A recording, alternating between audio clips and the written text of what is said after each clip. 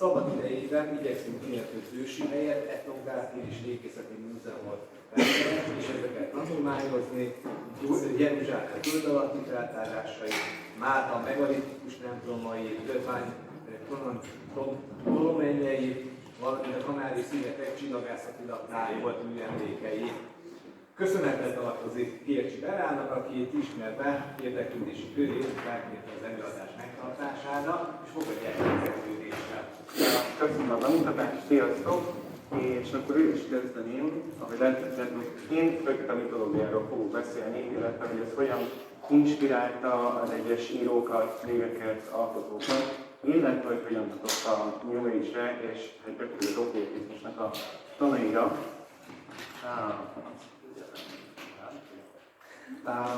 Amennyi jutaszok, akkor elsősorban az eredetmondákban és a teremtéstörténetekben vagyok jártas. Ugye minden régi korok nélkül igyekeztek ugye, hát a világ létezésére eredetükre magyarázatot adni. Ezek a történetek az idők során ugye nagyon sok borzolásra estek át, ugye több ezer évről beszélünk. És ami rám maradt, ez egy nagyon összetett, komplex és gazdag fantáziavilág. Ennek ellenére mégis vannak hasonlóságok, akár regionális szinten, országok, nemzetek között, vagy akár kontinensek között. Gyakorlatilag ebben foglalkozik a komparatív mitológia, tehát az összehasonlító mitológia, ami egy tudományág. Amit én a legérdekesebbnek találok, az, amit itt is láthatjátok, az egyes motívumoknak a többé-kevésbé globálisabb elterjedése. Hogy ez miként lehet erről, csak nagyon röviden felsorolom, hogy ABCD rész. Nyilván egyrészt az ősemlékezet, tehát hogy az egyes népvándorlások során már az írás tudás előtt ugye szájról szájra adták tovább a hagyományokat. Ezt aztán később ugye a kereskedelmi útvonalak, mint a Sén, ugye tovább segítette, a vallások felvettek egymásról egyes elemeket. A C-opció az egy elég érdekes opció, ami azt mondja ki, hogy a különböző kultúrák és népek egymástól függetlenül egyszerűen az emberi gondolkodás minták alapján hasonló dolgokra asszociálnak. És ha már a kultusz címe ugye Skifi és Ponteu, akkor hát ugye a D, ami felül, és a leg, az ősi látogatás elképzelése. Nyilván ez nem a mainstream világhoz tartozik, ez egy vitatott megközelítés, ami körülbelül azt mondja ki, hogy nem evilági entitások, lények, akárhogy is nevezzük őket, nagyon ugyanazokat a tanításokat adták át különböző időszakokban és területeken, és ezért látunk hasonlóságokat. Itt most nekem nem tisztán megítélni, hogy pontosan mi is történt, hanem amit én szeretnék itt átadni, mint az előadásban az, hogy a mitológia milyen mélységekre nyúlik, és hogy egyes elemei, egyébként majd a távol-kelettel fogunk kezdeni, azok mennyire megfelelnének egy egészen durva mai skifinek, és szerintem sok olyan nem van, amiről még sokan nem is hallottak remélhetőleg. Azért néhány motivum, hogy miről lesz szó, ezt igyekeztem pontokba szedni. Egyrészt a távoli múltban nyúló időszámítás. Itt lesznek olyan kultúrák, Japánnak kezdünk majd, ahol 10.000, 100.000 vagy millió éves dinasztiákról van szó, tehát nyilván ezek elbeszélések, elgondolások, az ő párhuzamos valóságos. Ugye ezek csak történetek, de ők ezt sokszor valóságosnak gondolták. Egyébként ezért is gondoltam, hogy illik a párhuzamos valóságok, hogy a kultusz címen állított előadás. A további jellemző, hogy korszakokra osztja sok kultúra a világot. Voltak korábbi emberiségek, ez gyakran 4 vagy 5 lesz, attól függ, hogy melyik földrészt, kontinens nézzük. Ugye tipikus motívum az istenekről való kozmikus leszármazás, illetve kasztok szerinti merev, hierarchikus besorolás, tehát már az isteni szinteken is, itt egyébként, hogyha a Dűnére gondoltok, rögtön egy aktuális skifi mű, illetve könyv, akkor ott egy több tízezer éve uralkodó, gyakorlatilag emberi kultúrának gyakorlatilag a dinasztiái uralkodnak egyes bolygók felett. Az aranykor, mint hanyatlás is általában megjelenik motívumok között, ami katasztrófákkal ér véget az egyes korok, ahol, itt középen láthatjátok, mindig fontos elem egy úgymond továbbvándorlás. És itt most nem feltétlenül csak egy klasszikus népvándorlásra gondolok, hanem valamilyen égből, földből eredő járatokról beszél sok kultúra. Ezek lehetnek növényi járatok, mint egy üreges bambusz vagy lád, lehetnek kígyók, sárkányok, vagy nyulánkállatok, akár az oroszlán, amik sokszor, meg leglegtöbb úgy jelennek meg, mint amiket irányítani kell, mint a sárkányölő Szent György mítoszában, de ezekre majd videóban kitérek. Mennyi hajók, akár ugyanígy, mint a mai űrhajózás, előfordulnak a régi írásokban is, illetve a többszöri érkezés és a hatalom átvétel konfliktus volt az isteni csoportok között, ez is tipikus lesz. A 7-es számra szeretnék kitérni, mert ez szinte akárhova nézek, mindenhol látom, tehát Polinéziától kezdve az észak-amerikai Indiáig. Ez nagyon gyakran egyébként 7 csillag köré szerveződik. Ez vagy a öncelszeker, vagy a pias csúcs. Ez a két éles égcsillag, de gyakorlatilag a 7-es szám a magyar mitológiában is elég fontos szerepet töltött be. Ez mind kötődik a többi motívumhoz. És talán alul ezt az első kettő részt egybevetném, amiben nagyon sokat foglalkozunk, az az úgynevezett istenek, félistenek, tehát ahogy az isteni világ felelőzött az emberivel, nagyon sokszor születtek kiválasztott gyerekek, tehát valamilyen házasságkötés történt a nem egyvilági és a földi emberek között. Valójában egyet mindenki ismer ezek közül, ugye a definíció szerint egy földi anya és egy nem egyvilági entitás, nevezhetjük Istennek kisgyerek Jézus, de Jézus sztori az nem egyedi egyáltalán, hanem több száz esetben megismétlődik, akár Koreától, akár Európánál, Afrikában, Dél-Amerikában. Jó, erre is hozok majd példákat. Jó, és Japán. Azért választottam Japánt, illetve a távol-keletet, mert szerintem a görög-római mitológiát egy picit jobban ismerjük, és talán itt lesznek újdonságok, jó? Egzotikusabb elemek. Japánról azt kell tudnotok, hogy van neki két nagyon ősi feljegyzés, mitológikusak, félmitológikusak, ez a Nihon Shoki és a Kojiki, ezeket lehet olvasgatni a tanulmányon is. Ami rögtön úgy kezdődik, hogy az első istenek egyfajta a földet és a mennyet összekötő járaton keresztül, amit egy nádhoz hasonlít, nádhegyáshoz érkeznek meg.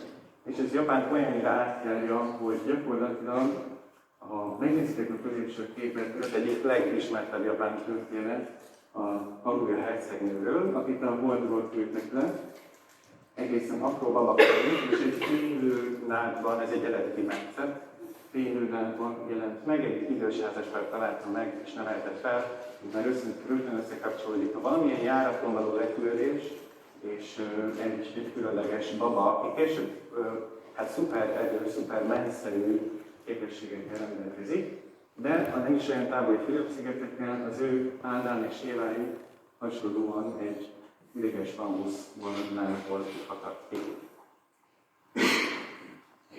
Japánról a következő az, hogy ugye itt alapvetően két isteni osztály már rögtön megjelenik, akik harcban állnak egymással. Picit úgy, talán mint a görög mitológiában a titánok és az olimpuszi istenek, és az új istenek megkövetelik maguknak a régi istenektől a japán uralkodását, és a visszatérő motívumoknál, de ez elég sok kultúrában lesz az isteni dinasztikus átvétel megtörténik, és ez egyébként az emberekről.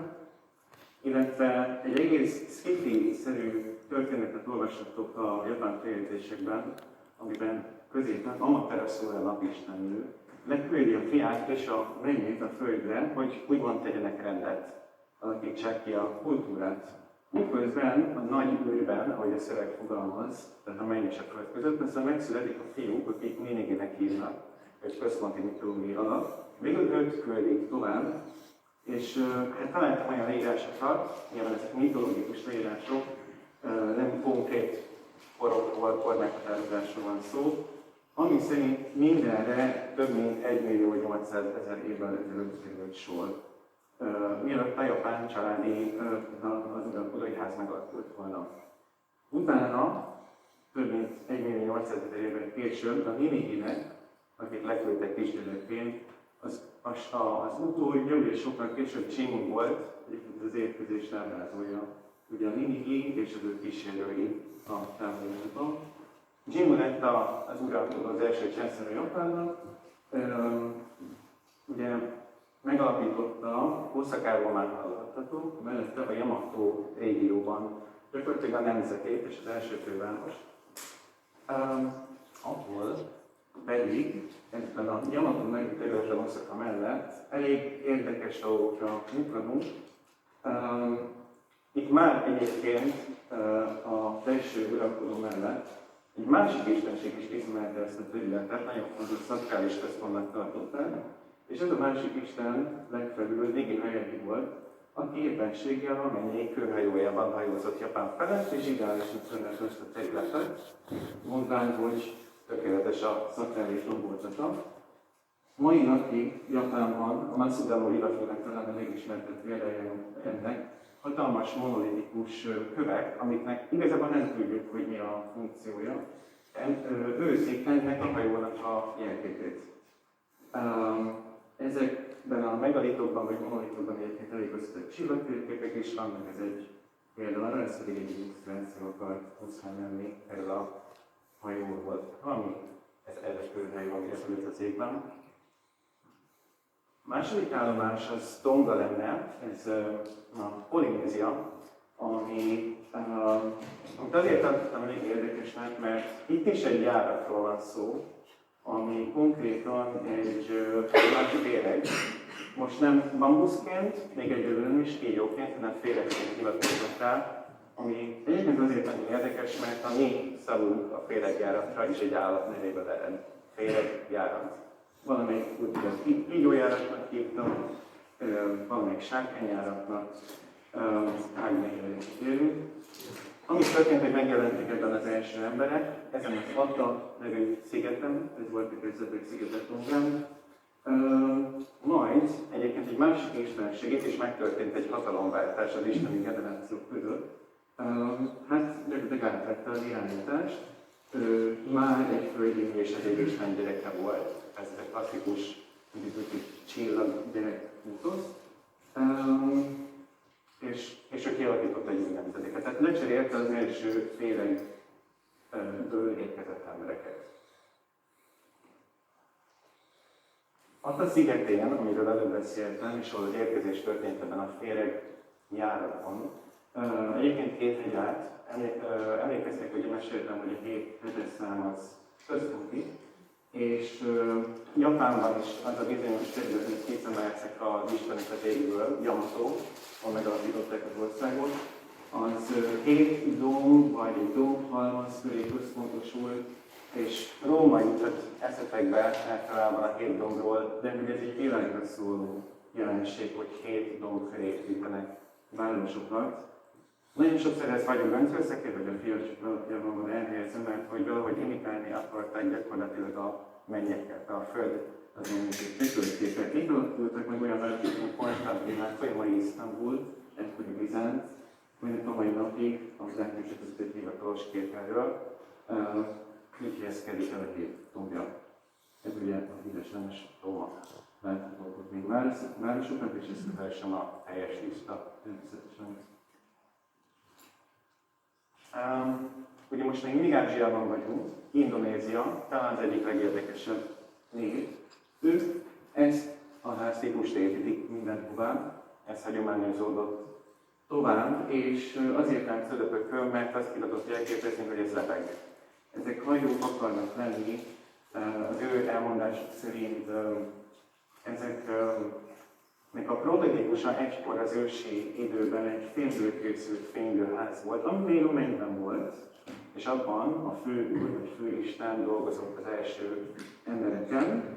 Aztán úgy döntött, hogy végül is jöjjenek a földre, ő most nem egy bambusz, nem is egy férge, nem is egy sárkány, hanem egy laikóriát. Kicsit, mint a Bibliában a laikória választott. Ez egészen jól működött egy ideig, mivel összeveszett is az emberekkel, mint ami keresztény mitológiákban is így önvizet küldött a világra. Ezt aztán később próbálták jóvá tenni, kivétíteni az isteneket és az embereket. Volt egy küldőke, Lamborghini hívják, aki többé-kevésbé sikeresen megtette ezt a jó kapcsolatépítését. Ő is egyébként egy levegőházban lakott, egy ideig fel volt függesztve, még a szélben is indulgott, és egy idő után leereszkedett természetesen Andorra hegyre, az egyébként Szulavérzi szigetet, és feleségül vett egy helyasszony, tehát megint egy nem evilági, hát mondjuk úgy, hogy férfi vagy entitás, egy helyasszony feleségül vesz, és ő eredezhetett munkát később éves családot.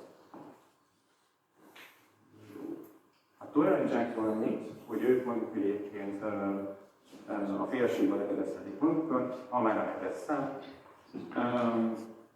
Ritakultusz van köztük. Valószínűleg nagyon sok olyan névre tudtok gondolni.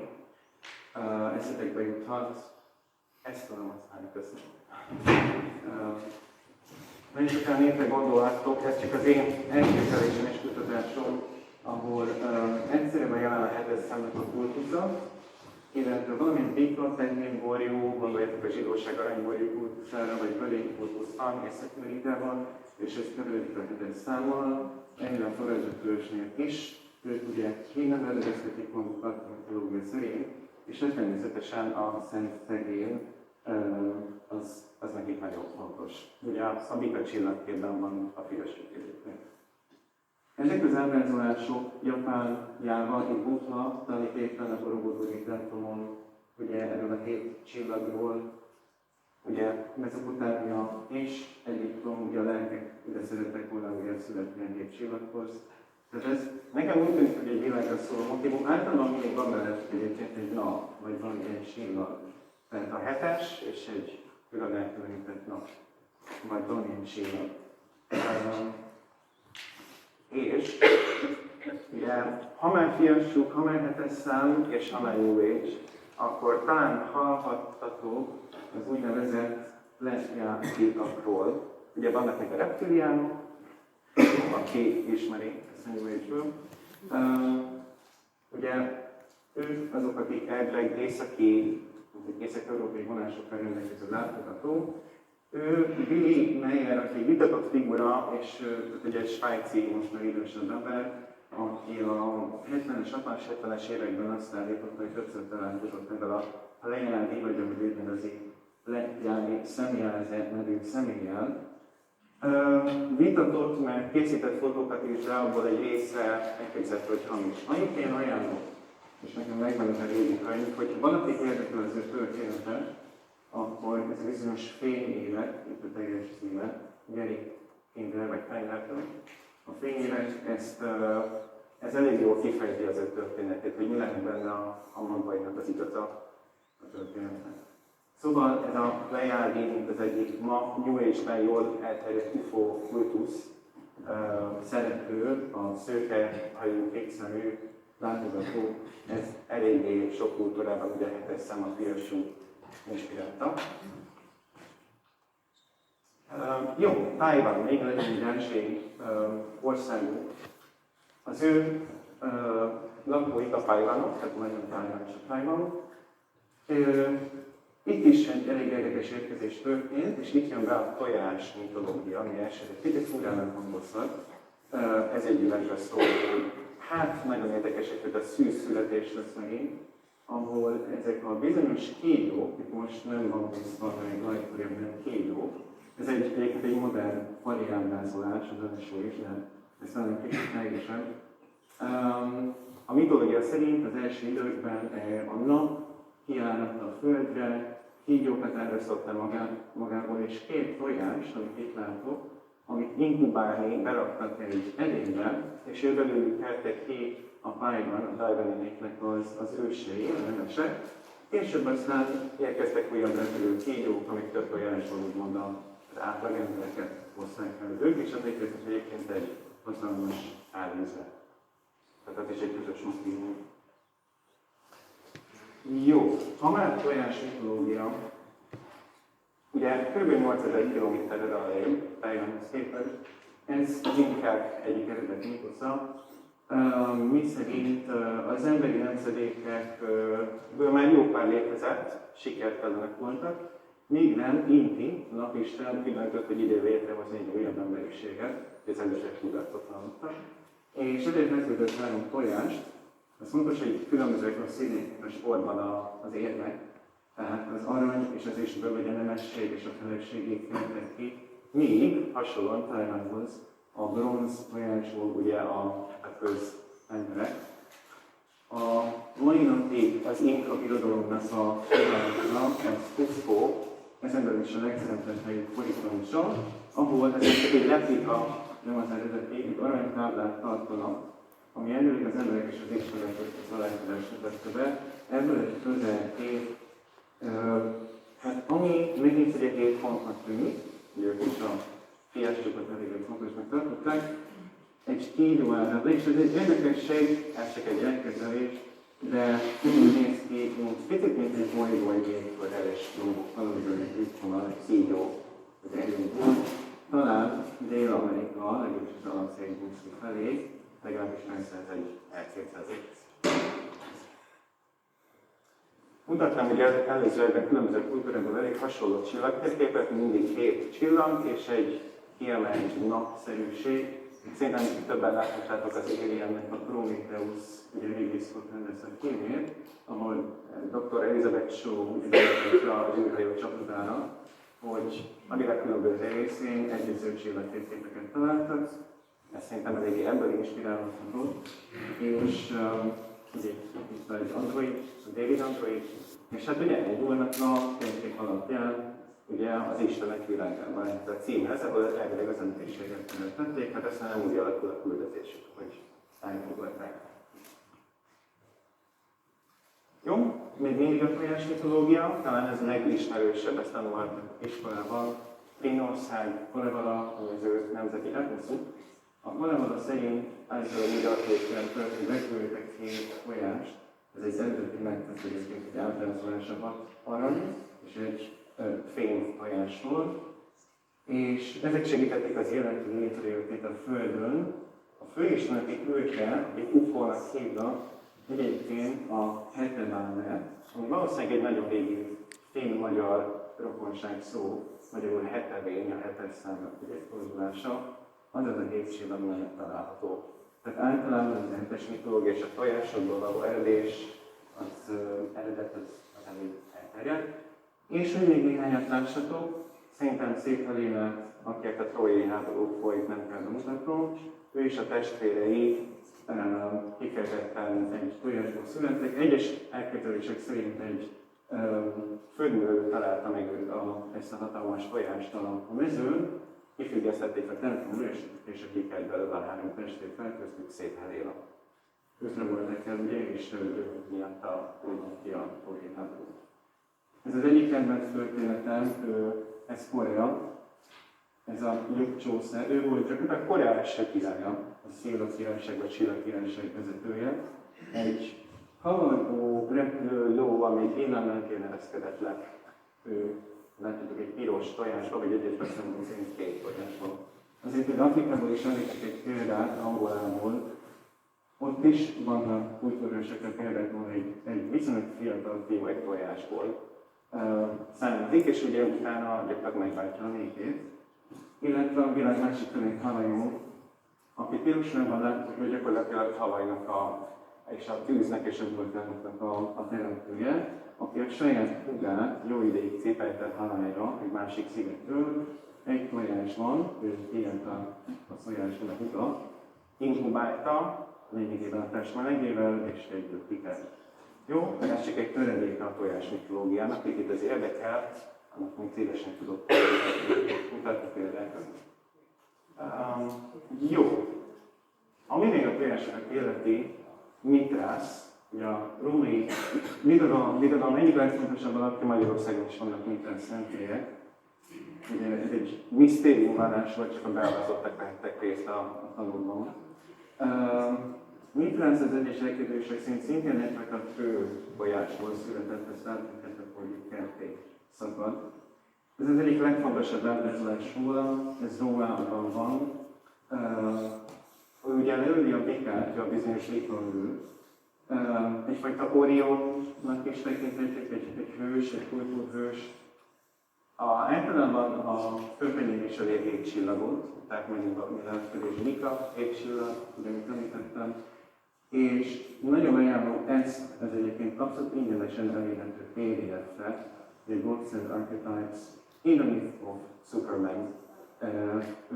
Ővel a szerzőtől. Ezt ingyenesen letöltünk, nagyon sok mindenről beszél benne példák vannak, ez egy hivatalos tanulmány, ami felveti, hogy a Superman és mint szuperember szerepel, az egyébként, ugye akik egy gyerekekként ültek az isteni világból, az hogyan alakult ki. Ez talán csak egy véletlen, de éppenség a legfontosabb mithrász ábrázolás hasonló színű, köntöst és ruhát mutat. Magát Kal-El-et, ugye Superman eredetileg Kal-El, ami a Kal-eli, tehát az ő kultúráiban jelenti, vicces módon, hogy csillaggyerek, utána néztem. Őt ugye a szülei a 24 bolygóról megint egyfajta kapszulával elküldik a Földre, hogy ott picit jobbá tegye a világot. Jó, és az egyik személyes kedvenc sci-fi sorozatom, ami az HBO Woman 2020-tól, az a Farkas gyermekei. Elég kritikus sorozat, ezt elgondolkodtató, nem adják munkát könnyen a válaszok. Az egész a mitraizmus és mitrász köré épít, tehát már a jelképek, most nem akarok sokat beszélni alul, de tele van mitraisztikus jelképekkel. És egy nagyon érdekes része a sorozatnak, ezt tettem ezeket a screenshotokat, ami szerint egy anyarobot és egy apa-robot egy exobolygón találják ezt a barlangfestményt, ami valószínűleg 1 millió éves barlangfestmény.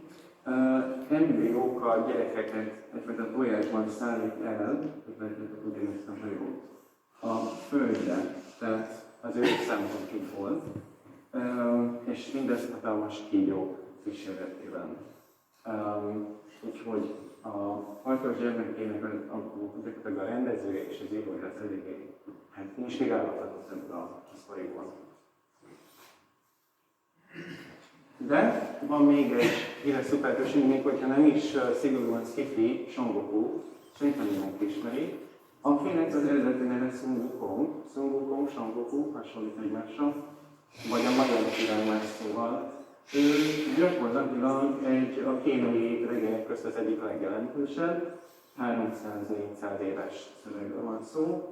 Ők összegyújták mitológiai és történeti elemekből, és ő is egy kötőjásból születik, és érdekes módon neki is van egy eredeti neve, mint Supermannek Kal-El, neki Kal-El volt a neve, mert nekedok, hogy ők is egy tojásban küldték a Földre, és hát természetesen 2 sárkány gömb van, amit meg kell szerezni.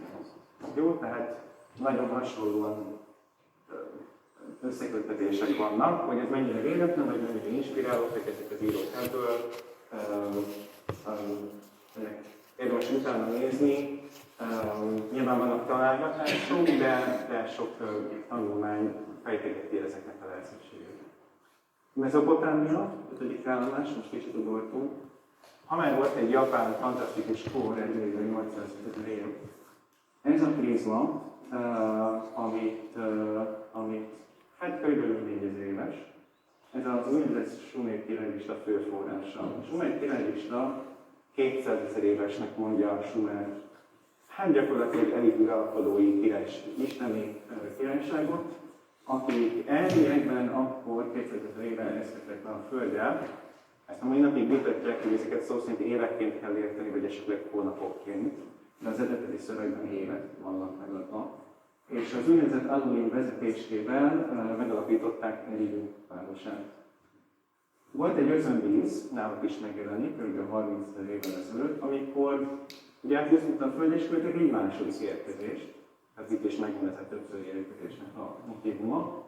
Egyébként a vízözön előtt 8 uralkodó és uralkodó, kiszámolhatjátok, hogy 200 és 30 150 000 év a különbség, hogy ki tud eddig élni, azért ezek elég hosszú életű uralkodók lehetnek.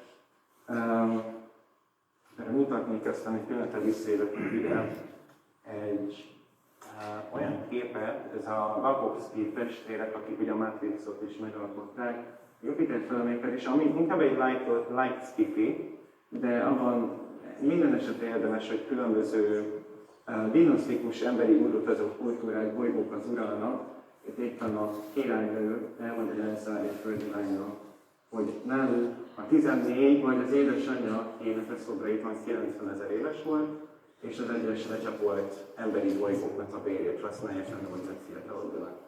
Tehát nyilván ez sci-fi és fantázia, de így talán már egy picit érthető, hogy hogyan jön egy hatalmas számolás uralkodóra.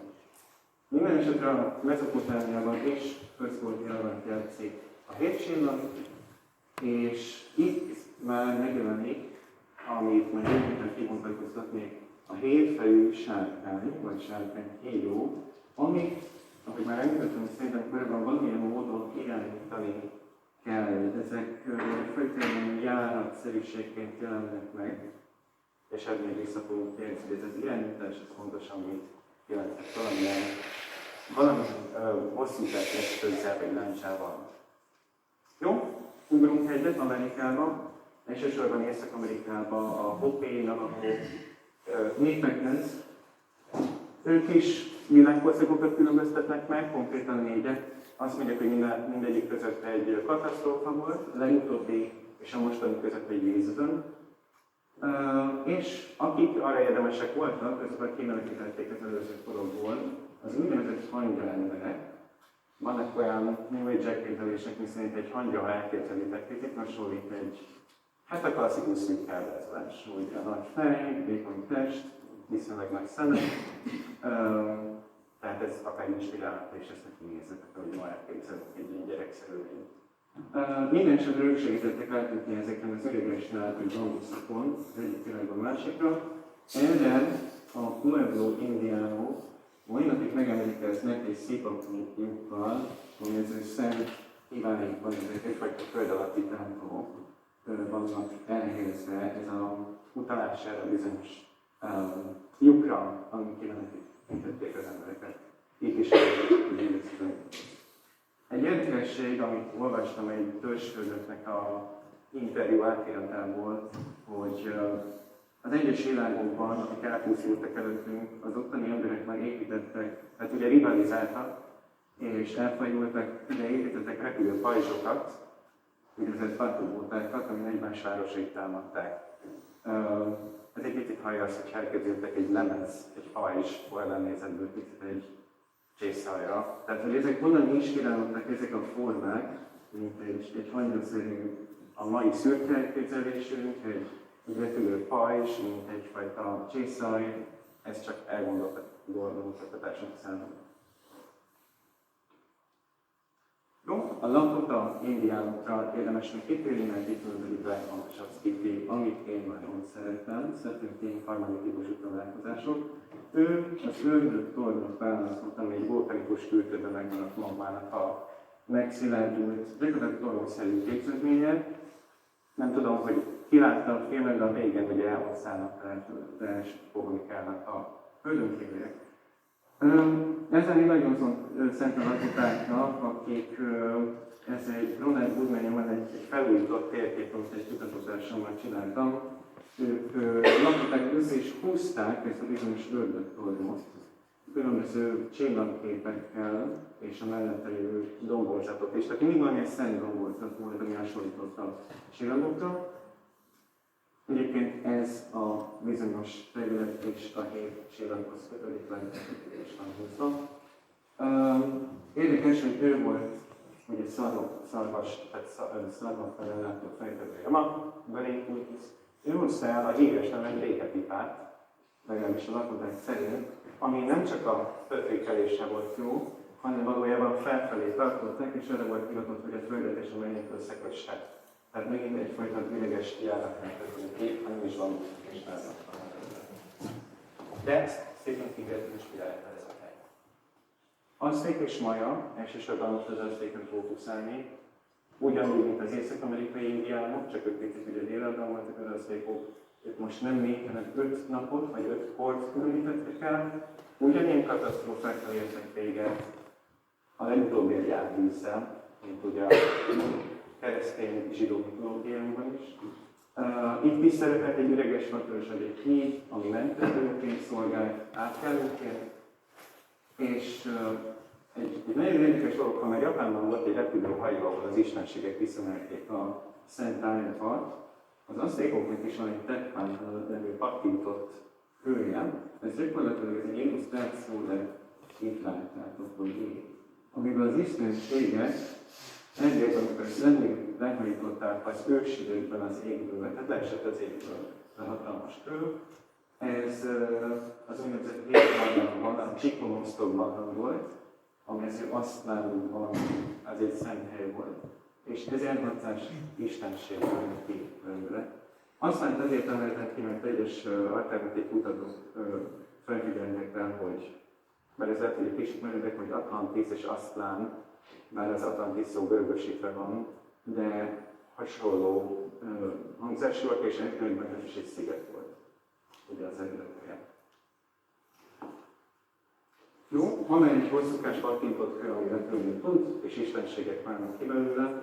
Szerintem hallhattatok 2017 az Oumuamua-ról, ami az első csillagközi üstökös volt, és az volt a nagyon nagy érdekessége, hogy eljutott szivar alakja volt, ez volt ugye két másikat is felfedez, ami interstelláris üstökös.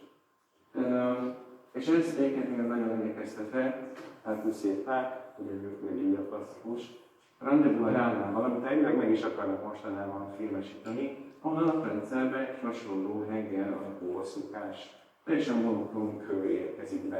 Ez egy hajó, ahová azt mondták, hogy őrülni kell, hogy kivizsgálják. Egy érdekesség még ez vissza az aztékhoz, hogy ugye több korszak volt, és nem voltak elégedettek az istenek ugye az egyes korszakok emberével, úgyhogy a legutóbb az előttünk élő korszakban, a negyedikben feltámasztották az előző kor emberiségét, azok csontjaiból, és hát ezt egy olyan okkal részben, hogy legyenek, akik helyettük az istenek helyett dolgoznak.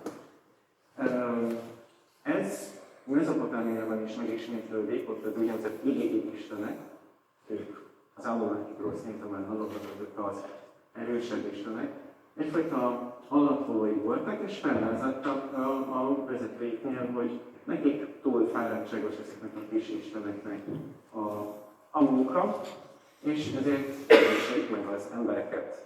Nyilván olyan összeesküvés elméleteket szült, miszerint akár reptilián, akár űrökszerű emberek, itt ugye a legvadabb kombinációk is előfordultak. Ezek valószínűleg ilyen mitológikus sztoriból erednek, hogy dolgoztatni akarták az embereket, és ugye hát ez visszaálló sok mai elképzelésben is, miszerint elég meredek módon, de mondjuk hát egyes érdekcsoportok, neművelegi érdekcsoportok ugye rabszolgasorban tartják meg az emberiséget, de ezeknek megvannak a régi párhuzamai. Jó, előbb az aztékról beszéltem, most a maja. Maja, mikor tudjátok, ugye előbb volt egy japán, aztán egy mezopotámi, igen nagy számú volta, itt a harmadik. Gondoltam hogy ez Palenkével, ami az egyik legfontosabb maja templom, az egyik panel felvésett egy olyan eseményt, ami szerint körülbelül 900 és 1 millió év között történt egy látogatás, Kagyu Isten, egy bizonyos stíljóból kilépett.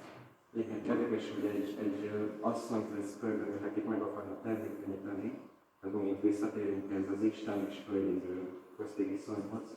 És ez a Kagyu istenség egy látomáskígyó kíséretében jelent meg, tehát ebben a kb. 1 millió évvel ezelőtti dátumon, méghozzá a bolond jogtalanul istenség kíséretében. Ezt azért tartottam érdekesnek, mert biztosan sokat hallottatok 2012-ről, ami nagyon vitatott volt. Egyetlen egy maja panel maradt fent, ami valódi információval szolgál 2012-ről, annak pedig ugyanúgy résztvevője ez a bizonyos szemtanú, aki elviekben 1 millió éve ott volt.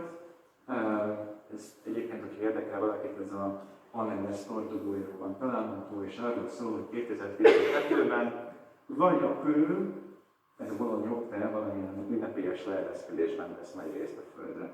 Jó? Ez csak így érdekességként körülbelül. A maják rengeteg olyan agyagfigurát készítettek, szobrocskát, ebből több is van, ahol ugye, és nem kígyó, hanem megint valami régi motívum. Ez a kukoricalista, termékenységista, aki ítél egy valamilyen járatból, és hogyha észreveszitek, és ez nem az egyetlen példa erre, általában 7 pötty van megadva. Ugyanígy előfordul a járat, a 7 pötty, 7 csillag, jó, ez egy szinten. És itt van ez a bizonyos dolog, ami már korábban mutattam, hogy ezeket a járatokat, amiket ezt a világtáron különböző részéről, hogy Kína, Maja, Mezopotámia. Ezeket a kígyó, bambusz, egyéb sárkány járatokat valamilyen fajta hosszúkás eszközzel irányítani próbálták. Nem tudom, hogy valakinek ismerőse, gyakorlatilag az egyik legfontosabb egyiptomi erekje, amit Názer palettának hívnak, 5000 éves, az egyik első egyiptomi létrehozott ábrázolás, meg keresetek a Názer uralkodónak a palettája, ahol ugyanígy egyfajta nullányt gyakorlatilag kinyitnak, mint egy portál, és megkötözik, mint a kutyusokat egy porrázzal. Valamilyen eszközzel is próbálják őket irányítani. Hogy ez mit jelenthet, ha valóban létezhetnek ilyen járatok, most csak ugye elméleti szinten. Sok kultúra azt mutatja, hogy valami irányítás alatt akarták őket vonni. Itt egyébként a dűnére megint hajaznék, megint kitérnék, mert hát ugye a dűn egyik fő eleme az a féreg, akit ugye meg kell lovagolni, tehát igen, kell hajtani, ám. És itt ezt tartozik még egy kéz, és szerintem itt történt meg a klasszikus reptilian félreértelmezés, mint New Age motívum, mert nem csak, hogy irányították ezeket a járatokat, hanem gyakran a testükből Alfa Romeo, ugye autó logó, hogyha valakinek ismerős, ugyanez van rajta, ki köpi őket ez a kígyó, vagy éppen benyeli őket, ugye megint csak jó pár ezer kilométerrel elég Amerikában, kiköpi az isteneket, és én személyesen azt gondolom, hogy az arab félreértés adatok óta a évszázadok, vagy esetleg évezredek során, hogy ezek az emberek egyben lennének ebből a kígyótesttel, holott ezeket fajta valami járátok, és nem oda egy faj volt, hogy üldözszerű, kígyószerű embereket kezdtek el. Ugye ez egy nagyon klasszikus 84-es a V-című sorozat, volna lehálik ugye az egyik látogatóról, a bizonyos emberi hosszúsodított van egy ilyen kígyószerű forma. Egy dolog, a halálközeli élményekben, bár kicsit távolinak tűnik az asszociáció, de biztos hallottatok már az alagút elképzelésről.